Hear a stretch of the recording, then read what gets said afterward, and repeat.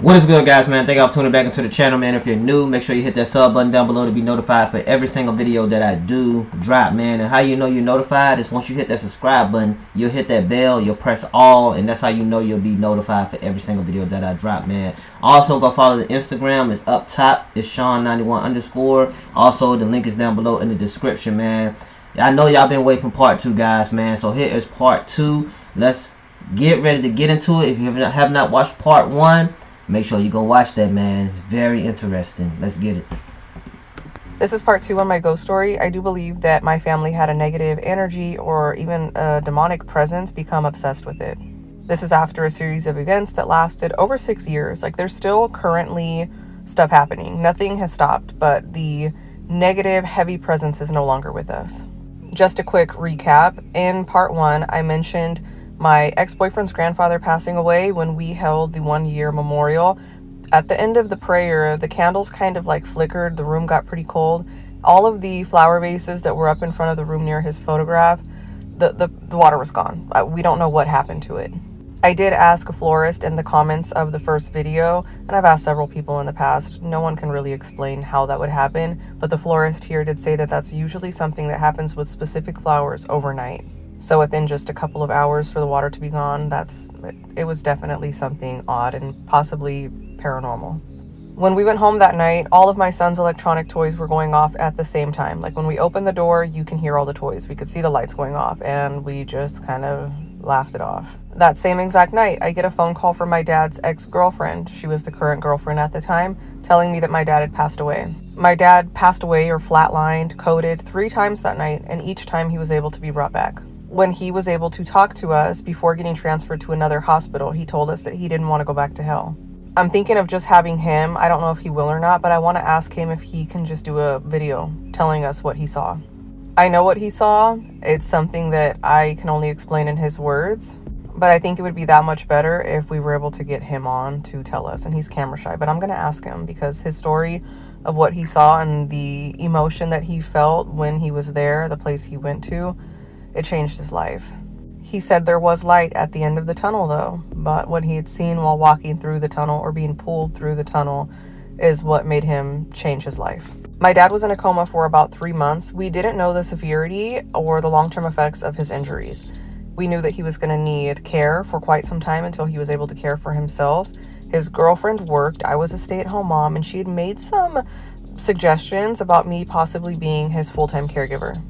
Her name was Karen. Karen was a user. She was also pretty witty, nutty, very earthy, and a self-proclaimed white witch. I visited my dad as much as possible, and I had seen him start to come up out of the coma and show a little bit more of his character. He was starting to become more of himself. The nurses did tell us that due to the medication he was on, he was going to possibly be hallucinating for a while. So when he starts telling us about the male nurse, this man that he wanted to see so badly, I thought he was hallucinating. I know now that he was not hallucinating. He said that this male nurse was visiting him the entire time he was in the coma, and he's the only person he could hear while he was in the coma. A lot of people mention that when they're in a coma, they have dreams. So this male nurse, was visiting my dad in his dreams, but he could also hear him in the real world, but he was unable to react. He said that this man had healing hands. He told me that the man was shorter than me. I am 4'11" and a half. He said that he was inches shorter than me, so this was a little guy.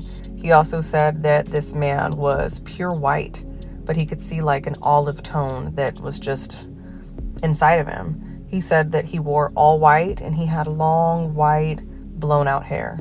He said that this man would come and hold his hands and talk to my dad and pray over him. It got so intense at one point that a nurse pulled me outside of the room, and she said, you know, this nurse doesn't work here, but we know who he's talking about. She told me that many of the patients who were in the ICU or like hospice, leaving for hospice,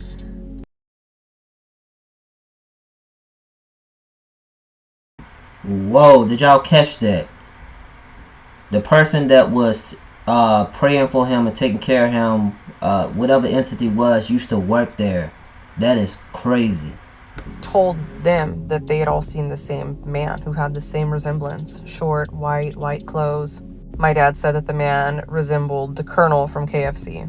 A few months later, I was talking with my friend whose aunt was also a patient in this hospital. She passed away due to cancer. I brought up the glowing nurse, and she just about broke down and cried and had to leave the room to call her mom, because before her aunt passed away, that's the only person the aunt could talk about. We're told my dad is going to be able to come home in a few days. Me and Karen are visiting him, and Karen tells us that the night before she went to a bar. Karen was very well known. She was very social. She was super fluid. She said that this man that she had never seen, but said that he was from the same town, had a house for her. She said that she was just sitting at the bar by herself, and he came up and whispered right into her ear and said, "I have the perfect house for you." He sat down next to her, and they had an entire conversation about the house, and that's when she told him a little bit about our situation. Because she was very big on numerology and spirituality, she thought that this was a sign. She said that she knew that this house was for us and it was meant to be, and it was calling us. She said it was the best situation. We would be able to move into that house rent-free, and I would be able to care for my dad. I agreed, but I needed to make sure I saw the house first. Eerily enough, it's Halloween day when I get the okay to go view the house. Me and my brother go to check out the house, and for whatever reason, as we're driving down this main road before getting to Main Street, I tell my brother to turn right, and that right-hand turn takes us to an abandoned cemetery. I became infatuated with this cemetery for months. I always wanted to go to the cemetery. I felt at home at the cemetery. That was the only place I felt safe. We go and do a little tour of the house, and I just have to mention this because it's so strange. So there's 2 rooms across from each other and 1 room in the middle. There's no light in that hallway unless that middle room, which was a small closet with a huge window, unless that door is open. But when we were walking up that hallway, we noticed 2 little crawl spaces. They're on both sides of the staircase, and you can fit your body inside. So we unlatch the doors.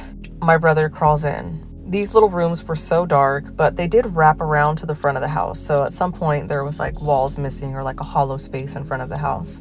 The house started to get built in the late 1800s, and I think by 1915 it was complete. There were add-ons to the house. Maybe every 50 years or so, they would add a new hallway, new bedrooms, a sunroom in the back. So the house was kind of like a time capsule. There was a historic placard that was built into the front of the house that kind of gave some details on the family.